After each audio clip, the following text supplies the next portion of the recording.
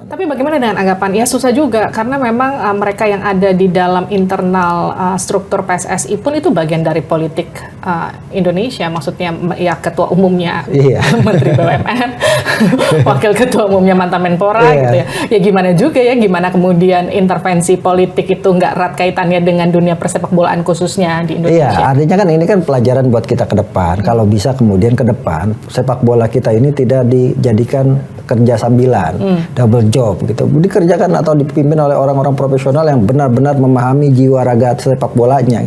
Jangan kemudian misalnya pejabat-pejabat yang kita belum tahu apakah dia benar-benar mau memajukan sepak bola hanya ingin menjadikan PSSI sepak bola sebagai batu loncatan politik. Nah, ini kan problem kita gitu. Selama ini yang masalah di sepak bola kita itu ekosistemnya.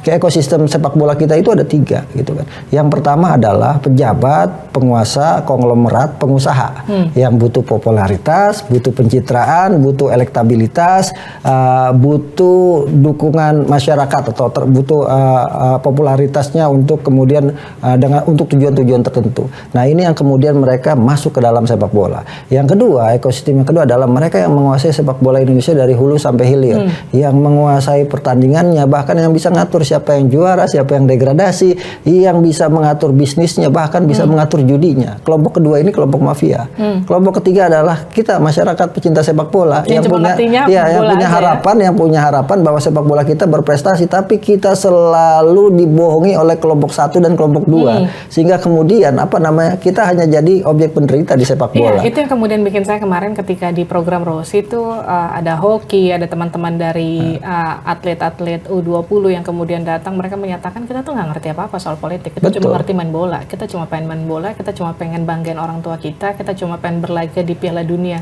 kesempatan yang mungkin cuma akan ada sekali seumur hidup mereka. Indonesia masuk termasuk kita penggemar bola, kita kan akan jadi saksi sejarah untuk pertama kalinya Indonesia menjadi tuan rumah Piala Dunia, tapi akhirnya gagal semua. Dan yang paling membuat saya agak kecewa gitu ya, solusi yang diberikan pemerintah terhadap gagalnya kita tampil di Piala Dunia khususnya buat para pemain bola, solusi yang tidak masuk akal menurut saya gitu. Masuk akal gimana? Sekarang gini, cita-cita pemain bola ada Lionel Messi, Cristiano Ronaldo, cita-citanya bukan dia dapat gaji banyak gitu, kemudian bukan dia main di klub besar, cita-citanya adalah membela negara di sebuah event internasional Piala Dunia. Itu cita-cita terbesar seluruh pemain bola seluruh Indonesia.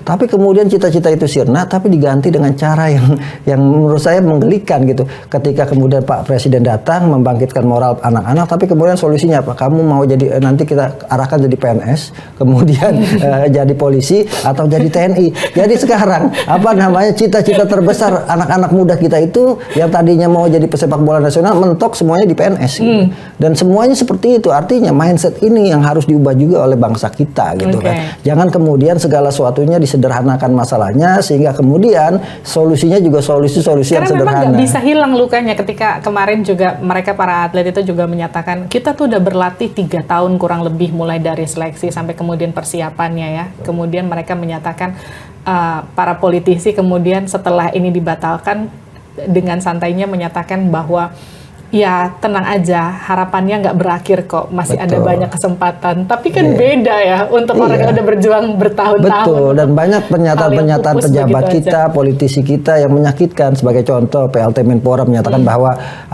gagal ke Piala Dunia bukan kiamat. Piala Dunia bukan prioritas. Dia nggak bisa ngomong begitu karena dia nggak ada di posisi berjuang 3 tahun, olahraga setiap hari, bahkan si Hoki cerita sehari mereka olahraga bisa 4 kali latihan begitu selama 3 tahun untuk menuju satu gelaran yang akhirnya batal di depan mata ya. Iya, sampai kemudian dinyatakan ya udah kita nggak boleh patah semangat, kita harus bangkit. Permasalahannya tidak bisa semua selesai dengan kata-kata kecewa, sedih, marah, nggak bisa selesai dan kita harus kepala tegak, kita tatap ke depan, tidak bisa seperti itu. Harus ada yang bertanggung jawab. Jangan sampai kemudian event-event olahraga ke depan yang digelar di Indonesia semuanya luluh lantak batal digelar karena hanya pertarungan politik yang ujung-ujungnya tidak ada satupun yang minta maaf. Nah, ini kan pelajaran buat bangsa kita.